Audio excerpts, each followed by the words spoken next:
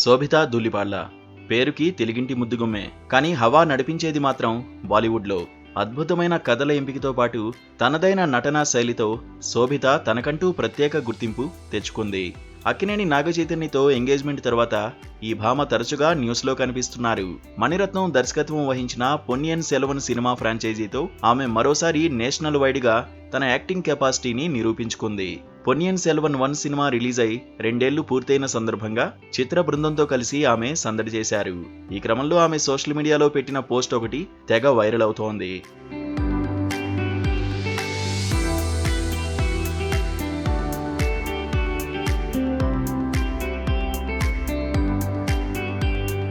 తమిళనాడులో అత్యంత సంచలనం సృష్టించిన పొన్నియిన్ సెల్వన్ నవల ఆధారంగా దర్శకుడు మణిరత్నం తెరకెక్కించిన సినిమా పొన్నియిన్ సెల్వన్.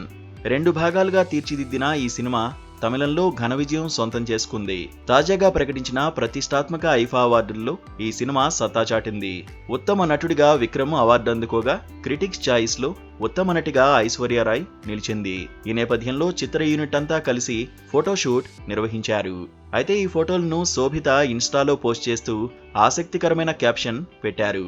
ఈ ఫోటోలో హీరో విక్రమ్ తో పాటు జయం రవి, కార్తీ, ఐశ్వర్య రాయ్, త్రిషలతో కలిసి శోభితా ధూళిపాళ్ల ఫోటోలకి పోజ్ ఇవ్వడమే గాక వీరందరూ అవెంజర్స్, నా పిల్లలకు వీళ్ల గురించి చెప్తారంటూ శోభిత తన అభిమానాన్ని చాటుకుంది.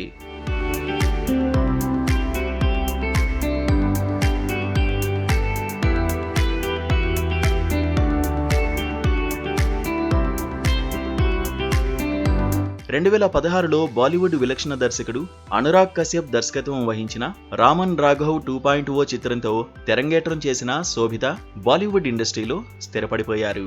అయితే 2018లో Adivi Sesh action spy film గూఢచారితో Telugu ప్రేక్షకులకు పరిచయమైంది.